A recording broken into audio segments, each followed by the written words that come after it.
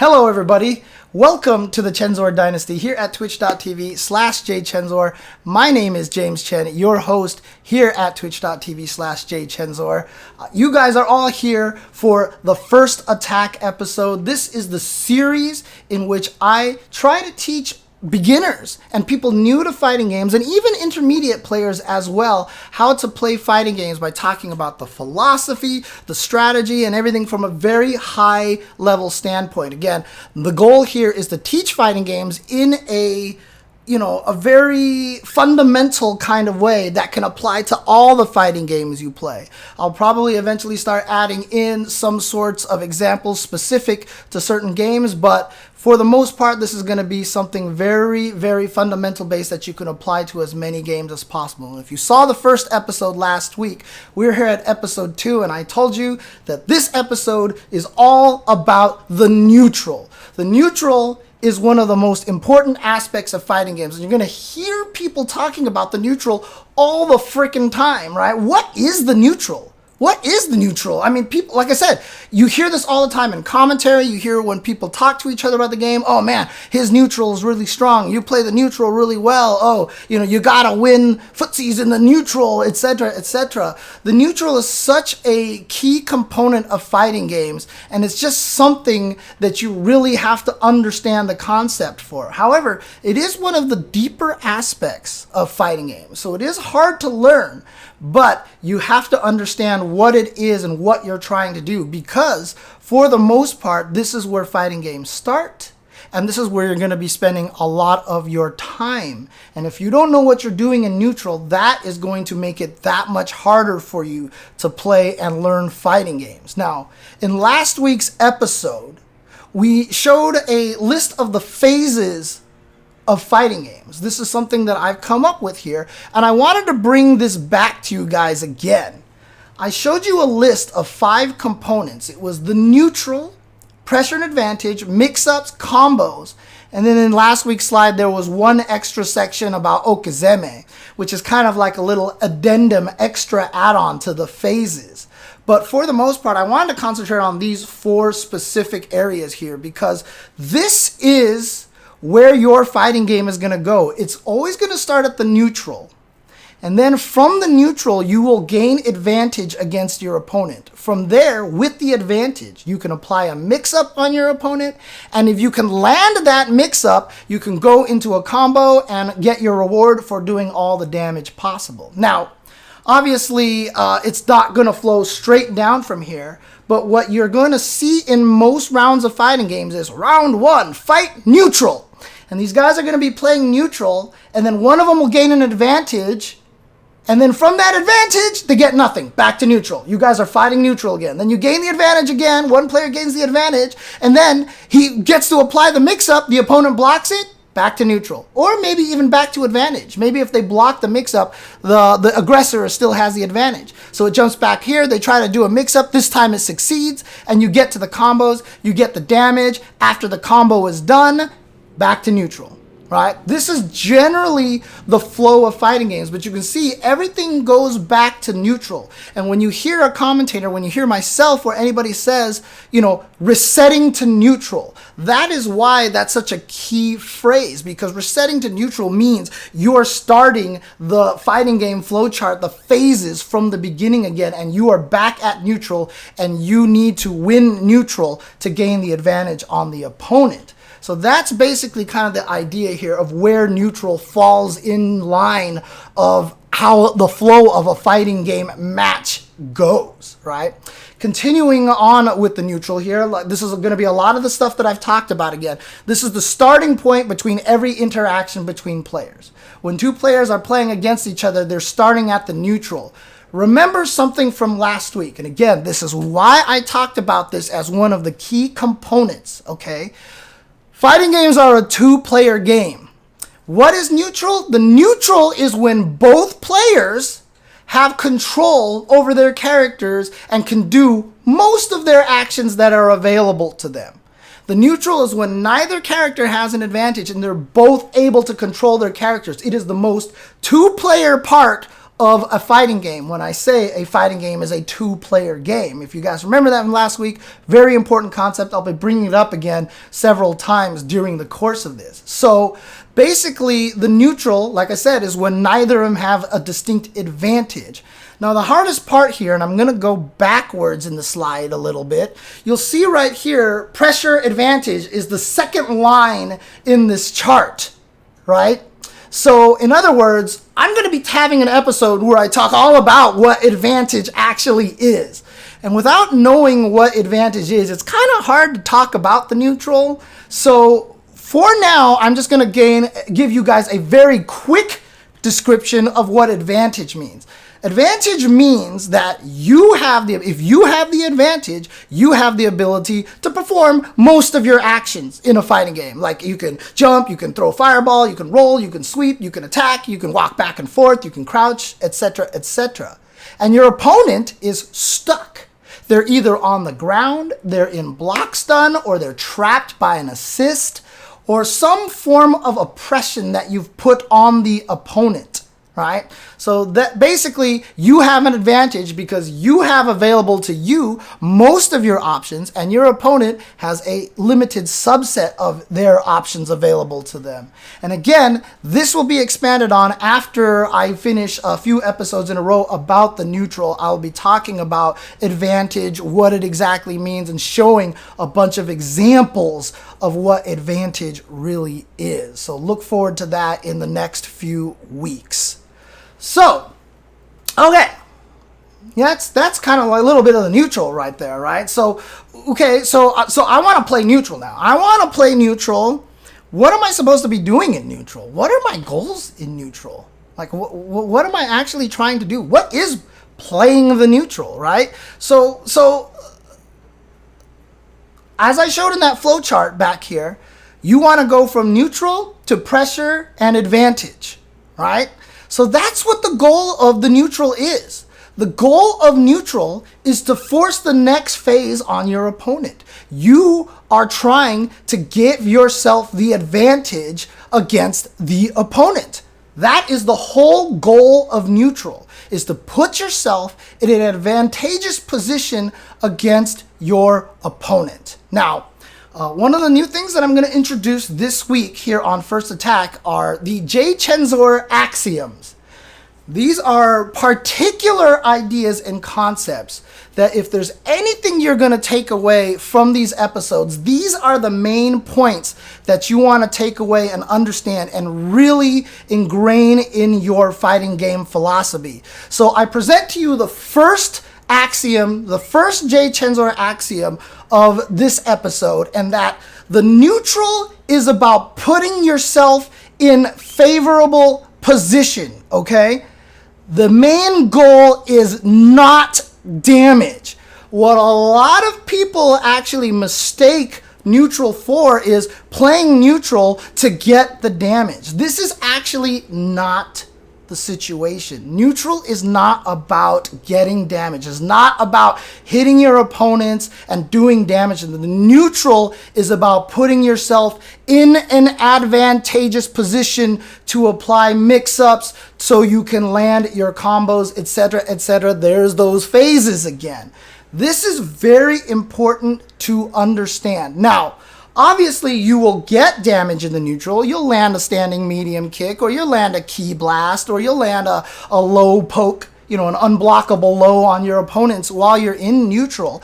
So you can get damage on your opponent playing neutral. And in fact, can you win a whole round solely by playing neutral against your opponent? Absolutely. You can play neutral the entire time and win against your opponent without landing mix-ups or pressure, where you could just literally out-neutral your opponent. But the main question is, why would you want to do that? Why would you want to do that? Because here's the thing. I've talked about this already. Fighting games are a two-player game, right? Neutral is when both players can play. If you're only playing the neutral, that means your opponent, the whole entire match, has the ability to do whatever they want. And that makes winning that much harder. However, if you can put yourself in an advantageous position and take away a lot of the options from the opponent, your life just got a lot easier. If you can mix them up and land a combo, your life is even that much easier. And in fact, if you win neutral only and you just out-footsie the opponent in neutral all day, that's not even really considered an optimal round. You'll actually hear this a lot from commentators or from people when they talk about fighting games, this concept of not letting your opponent play. Man, he totally didn't let the opponent play, because when they played the neutral at the beginning, they got one situation where they got the advantage, landed the pressure, got the combo, and then they never gave up the pressure. And so basically what you're trying to do at this point in time is turn the 2-player game into a 1.5-player game, because you have everything that you can do and they are super limited on what they can do. And so if you keep the pressure on them and land these mix-ups and land these combos, they never get to play. Your job is that much easier.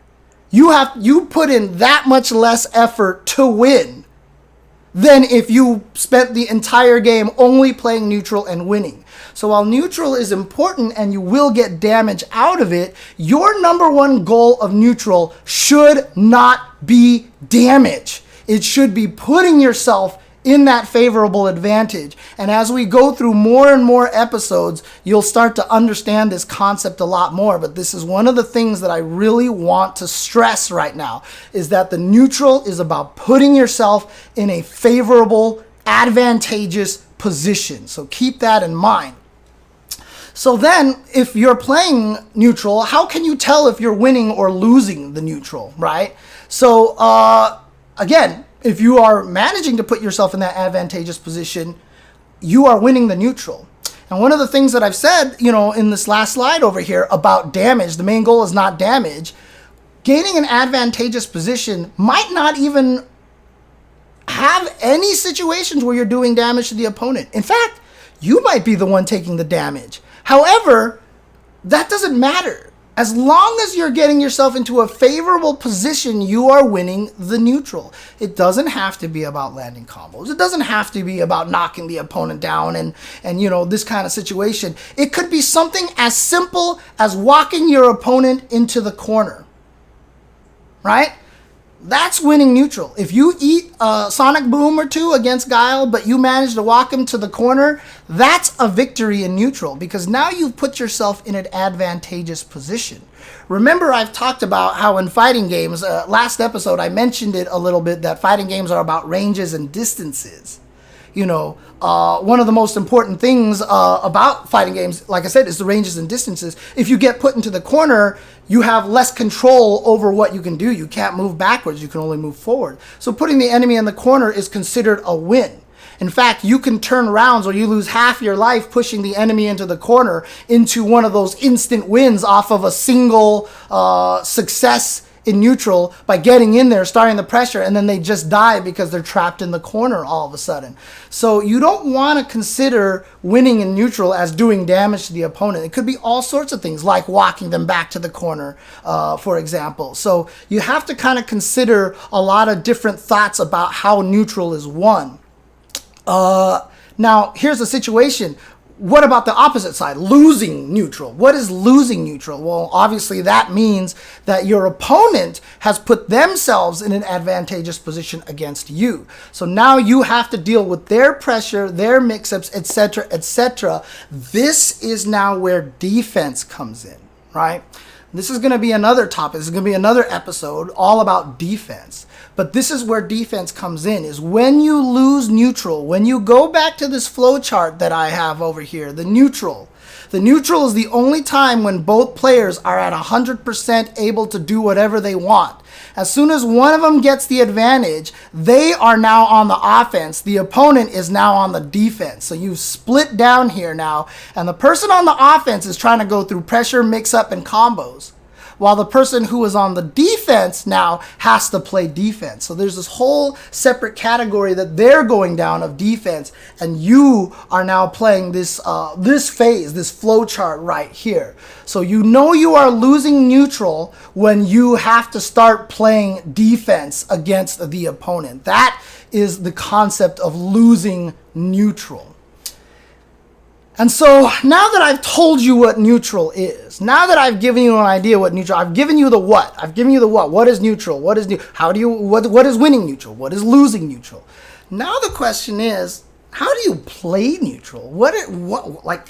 Okay, fine. I get it. My goal is to put myself into an advantageous position. How do I do that? How do I do that? I present to you jchensor's axiom number 2. Movement always comes first. All right? Movement is going to be the most fundamental thing in fighting games every single time. It doesn't matter what fighting game you play. Movement is the most important thing. Learn how to move your character. Learn how far they jump. Learn their forward dashes, their back dashes, instant air dashes. Learn double jumps. If they have a move like in Super Turbo, Ryu has forward heavy punch where he slides forward while punching. This is actually a movement option. This is a move that actually moves him. Do you have a move that changes your jump arc? In Street Fighter V, Armika can jump and hit down and medium punch, and during her jump arc, she'll just drop straight down. That is a movement option, right? In something like Guilty Gear, you have Faust be able to faultless defense cancel his 2K, his down and kick, so that he can drop in the middle of his jump. You want to learn all of the movement options that you have available for your character, because this is going to be how you play neutral. It is the most important part of neutral. Okay? This is... I can't express this enough. This is why this is one of the axioms. Movement is the most important part of fighting games. And the question now is, okay, so now that I know that I have to move, where am I moving? Am I always just trying to move at my opponent? Am I trying to move towards him? Am I always trying to walk backwards to be safe? Which direction do I move? And again, if you remember last episode, I said there's no right answer, right? In fighting games, there's almost never a right answer. Fighting games are a 2-player game. I'm going to keep repeating these things, and you'll see why I taught that in the first episode here. Fighting games are 2-player games, so your movement is always going to be a reaction to your opponent's movement. Whatever your opponent is doing, that's what should dictate how you want to move. For example, if your character has an advantage against the opponent character at this range, at this distance, if they move towards you, you walk backwards. If they move away, you walk forward. You want to move in reaction to the opponent. If you've pushed the opponent into the corner and you suspect they're going to try to jump over you, you walk backwards. That's your walk backwards, so when they jump, you are in anti-air range. Your movement should always be based off of the opponent, reacting to them moving forward or jumping and doing one of those arc-changing moves during your jump so they whiff in anti-air, etc., etc. That's how you should be focusing your movement. Street Fighter, not Street Fighter, but fighting games, my bad. I have always said fighting games are a dance. It is literally a dance. Again, 2-player game. This is a 2-player game. You always have a dance partner. And wherever you're moving, wherever they're moving, you guys are moving in relation to each other. You guys should always be reacting to each other's movement. You always have to react to the partner. Consider it that way. If you are playing a fighting game and you decide to do stuff with your character in the neutral, movement-wise, and you aren't considering what your opponent is doing, you are not playing neutral correctly. You must move with a specific purpose and with a specific goal of reaching a certain distance or trying to get your opponent nervous, etc., etc. It's always a reaction to the opponent. Now, the trickiest thing about this dance, the thing that makes this dance really awkward, is that you're both fighting for who's trying to take the lead. You both are trying to take the lead. Obviously, if you're dancing, one person can take the lead and they'll twirl the opponent and whatever like that. Well, you're both fighting for the lead while you're dancing, right? Because you want to force the opponent into the dance move that you're dictating. And if you can force the opponent into your dance move, then you know what they're going to do, and then you could take advantage of it, right? And then the opponent's going to be trying to do the same thing to you. So it's a very competitive, combative dance. It's not a friendly dance, okay? This is not something you're going to find at your wedding, okay? This is going to be a very competitive dance here. You're both basically fighting each other for the entire time. So I talked about movement. So what about the attacks? The attacks. So in neutral, if movement is so important, when should I be attacking? When should I actually be hitting buttons? There's a concept that I've liked to describe. I've called this the economy of buttons a long time ago. This is something that I keep bringing up. This is a term that I used repeatedly throughout all my years of trying to teach first attack. The economy of buttons. And there's a reason why I try to relate it to economics and finances and stuff like that, is because fighting games are not about button mashing, okay? Everybody who talks about fighting games, who doesn't know anything about fighting games, think that they're button mashing. You sit there and you just start hitting stuff and stuff happens. And so many people have called fighting games button mashing games, but it's a complete misnomer, because fighting games are not about button mashing. Because if you're hitting a button to attack the opponent, if you're trying to attack the opponent, you have to realize that every attack you perform is a commitment.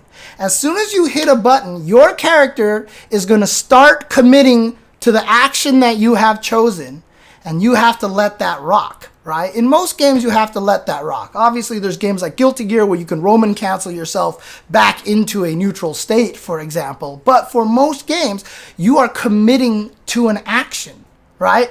And the problem is, whenever you commit to an action, that is a risk you are taking. That is a commitment that you are giving. You are now going to do this move for a period of time. And if your opponent predicted what you are going to do, they can 100% take advantage of you committing to that attack. So what actually happens is, while everybody calls fighting games button mashers, it's actually, more often than not, more important about not hitting buttons than it is about hitting buttons. Not hitting buttons will win you more games than it will hitting buttons. You cannot find a better example of this than Mr. Kenneth Bradley, playing Street Fighter V, right? He's a person that whenever I commentate, I like to point this out. When he's playing neutral with Cammy, watch his neutral. He doesn't hit any buttons. He's just walking back and forth.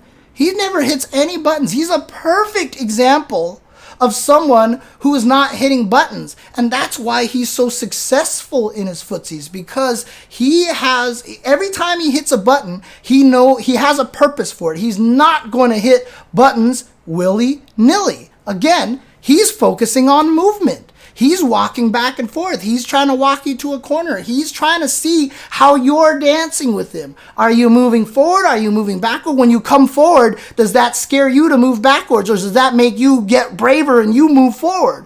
He's trying to gauge how you're trying to move. He's dancing with you.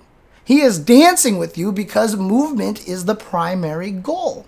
And again, I relate it to economics, because one of the things that I always like to teach people when it comes to pressing buttons is to pretend every time you hit a button, you spend $1. Every time you hit a button, every time you go for an attack in the fighting game, it costs you $1 to do, right? If it costs you $1 to do every attack, what's going to happen? Well, obviously, you're going to want to spend as little as possible.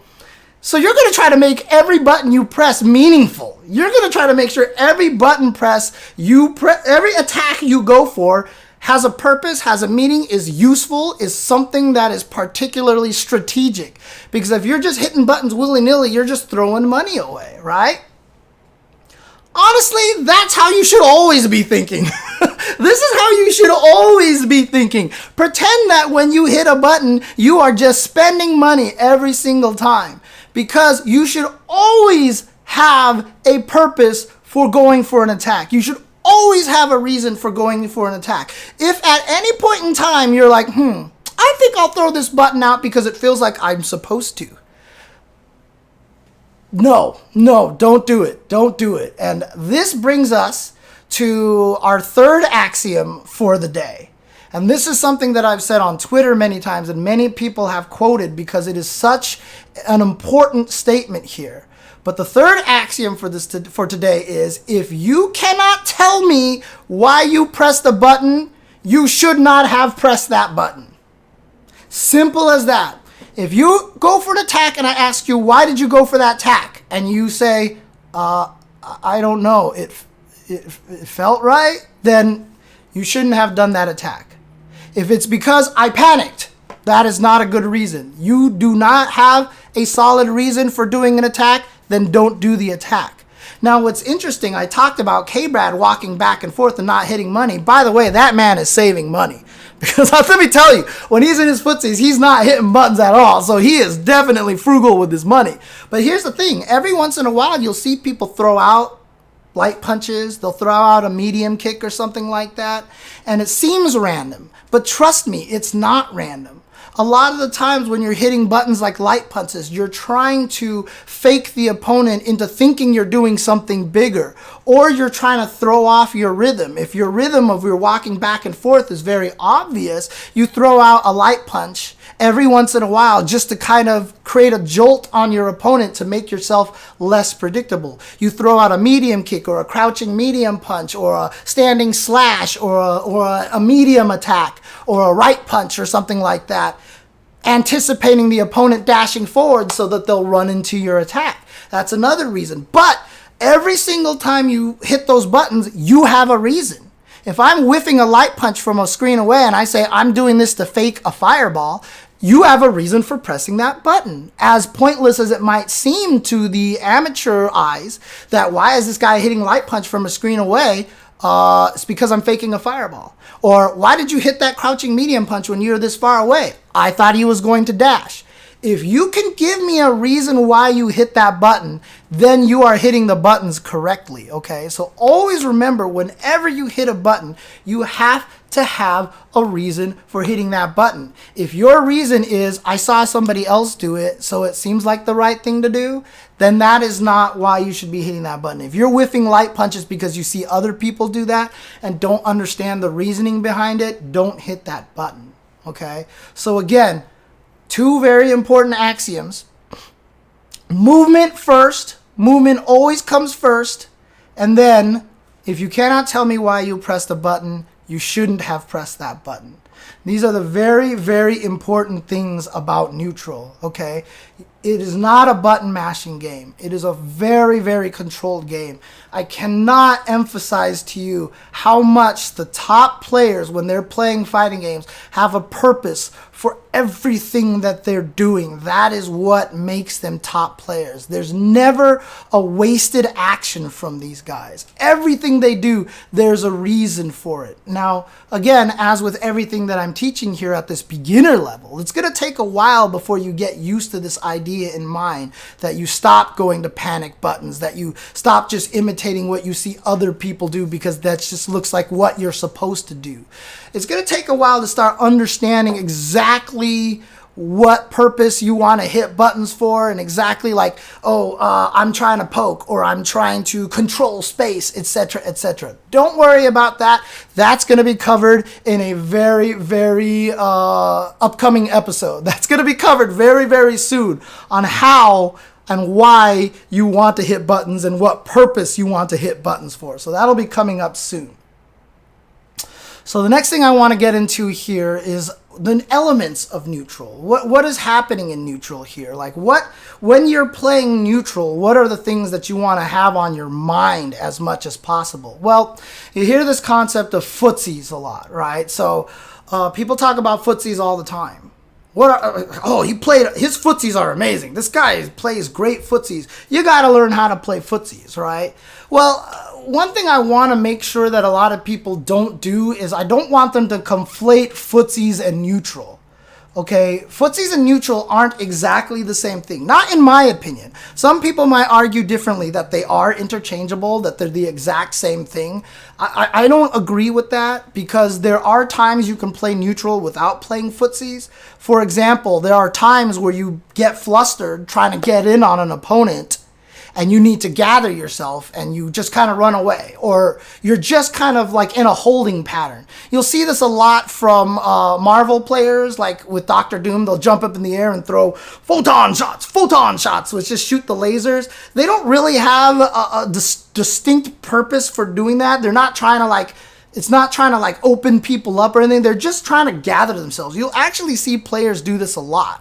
I've done this a lot against zoners. They'll like zoning me out, and instead of pushing too hard, I'll back myself out. So I stop playing footsies and I back myself out. That's still part of the neutral, right? That's still part of the neutral, but I'm not playing footsies anymore because I'm just basically running away. Zoning itself, controlling space, that kind of thing is less neutral and more...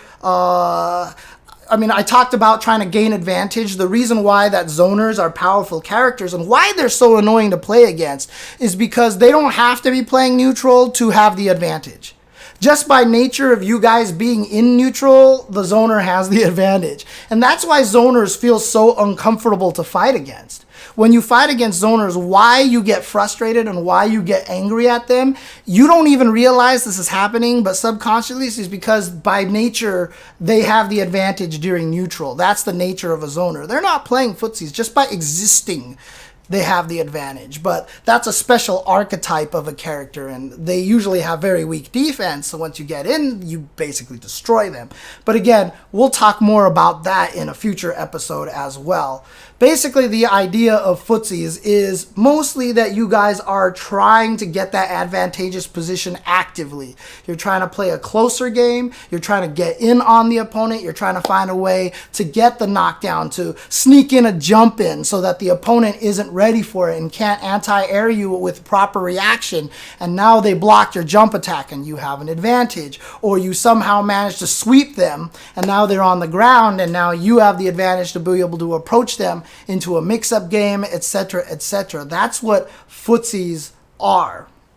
Another element of neutral that I want to talk about is range and distance. Again, this is repetitive. I've talked about range and distance many times, but this is something that's very, very important. Fighting games, neutral is all about range and distance. It's 100% about range and distance. And then, again, range and distance is all controlled by movement. Movement first, movement first, movement first. Very, very important. Range and distance is all about movement. I talked about the corner example. If you back someone into the corner, they can't move as much anymore, so you are now having an advantageous position. The last element of neutral I want to talk about is something that I've termed attack vectors. I've talked about this concept of attack vectors before, and it's a very weird, very abstract term, but it's important because when you talk to, if top players were to tell you how they viewed the battlefield when they're playing against each other, they're not viewing two characters sitting here. They're viewing danger zones and directions and basically opportunities that the opponent have to gain advantage. This is something that I've called attack vectors, and I've had a whole episode on attack vectors in the past. Now, a lot of you are probably wondering, man, you went through these elements really fast. I want more details on footsies. I want more detail on range and distance. I want more detail on what attack vectors are. Hey, guess what the next 3 episodes are going to be about? Footsies, range and distance, and attack vectors. So once again, I have now laid out the next 3 episodes about teaching neutral to you guys. The next episode is all about footsies and the RPS of footsies. There's a very distinct role, rock, paper, scissors of footsies. Did I say RPS? I did say RPS. That is correct. Rock, paper, scissors of footsies, of forward movement, whiff punishing, and controlling space. That's the RPS. Next episode, all about that. Range and distance. This is an exciting episode for me. I can't wait to do this episode because I have wanted to talk about Ryu versus Guile in Super Turbo for at least 8 years. Because in Super Turbo, in Super Street Fighter 2 Turbo, or Super Street Fighter 2X, which is called in Japan, Ryu versus Guile is probably one of the most beautiful fighting game matches of all time. And the reason why is because of range and distance. And I'm just going to show you that matchup to show you why range and distance is so important. And it'll hopefully it'll open your eyes on how to look at almost all fighting games in terms of range and distance and how you want to handle. This is something that I'm super excited to do. I really want to do this episode. And then the last one, attack vectors. I'm going to talk all about how you should be viewing the battle screen, how you should be looking at your opponent, not just as a character that's standing there, but as a character and an extension of that character in terms of what directions they want to attack you from. And these are three very, very important concepts of neutral. And this right here, ladies and gentlemen, is the setup for the next 3 episodes of First Attack. So now you know what to look forward to coming up in the next 3 episodes. So again, this is just the start of neutral. This is just the start of neutral. There's so much more to talk about. I've just kind of talked about goals, what it is, what you're supposed to do, how you want to think in neutral. But we're going to get into the nitty gritty of the neutral coming up here in these next 3 episodes. So you definitely have those to look forward to. Oh yeah, learning how to view the battlefield, for example. But that's it for this episode. Like I said, I'm trying my best to keep these episodes short so they're easily digestible. Let me know in the comments below if you're on YouTube, if you like them at these lengths, if you would like for me to do even more so I can get through these quicker and stuff like that. Just let me know. But I'm trying to keep them at short lengths so that they are easy to watch in a short period of time. You can just listen to them in the background, etc., etc. But again, also, if you have questions about anything that I talked about today, because again, one of the most important things that I want to let people understand is that teaching a lot of this stuff is a new thing, right? We don't have any blueprints on how to teach this stuff. I'm making this all up myself. Again, this is like my 4th reboot on trying to do First Attack and trying to teach people how to do fighting games. A lot of times I'm going to be talking about things that they're seemingly obvious to me, but they're super confusing, right? I mean, this is the case of the genius professor. They'll be like, well, you look at this and obviously it's this. And you're like, I don't get it, right? And so I don't want to put myself in the position of the genius professor. If there's anything that I've talked about that you're unclear on, please leave a comment on YouTube and I will try to address it in a future First Attack episode. Or you can also DM me on Twitter. You can also @ me on Twitter, ask questions. In fact, if you just @ me, that's even better because then I can retweet it and give the answer to everybody. If you don't like social media, you can also email me at jchensor@jchensor.com, or just come on a future broadcast of my Twitch and ask me the question during one of the Q&A sessions after a Chen reaction or after a First Attack. But there you go. That is today's episode. And again, thank you guys for tuning in. Thank you guys for watching. Please, again, let me know in the comments below how you're enjoying these episodes, how you're finding these episodes, if they're helpful, if I'm talking too fast, if I'm talking too slow, or, you know, whatever feedback that you have, please let me know because I want to make this as palatable for you guys as possible. So any feedback, advice, even let me know what I'm doing right. If you like a way that I'm particularly doing something, that would be helpful as well. And if you are enjoying this content, make sure you please like and subscribe here on YouTube, or, you know, join on a live session of First Attack one of these days and give me a donation, give me a subscription, etc. I also have a Patreon. If you don't like going to Twitch, for example, you don't live that Twitch life, you can also go to patreon.com/jchensor. Where you can also go to support me. I will be using a lot of those Patreon funds for paying for hopefully editors and, you know, for maybe even being able to fly guests out to do shows and interviews and stuff like that on the Chensor Dynasty. So I have a lot of great plans here in 2020. I hope you guys join me on this continued ride here at the Chensor Dynasty on twitch.tv/jchensor. And if you guys are on YouTube, like I said, like and subscribe here at youtube.com/UltraChenTV. Thank you guys for watching, and I will talk to you guys next time here on First Attack. And remember, you cannot KO your opponent without your first attack. Thank you guys.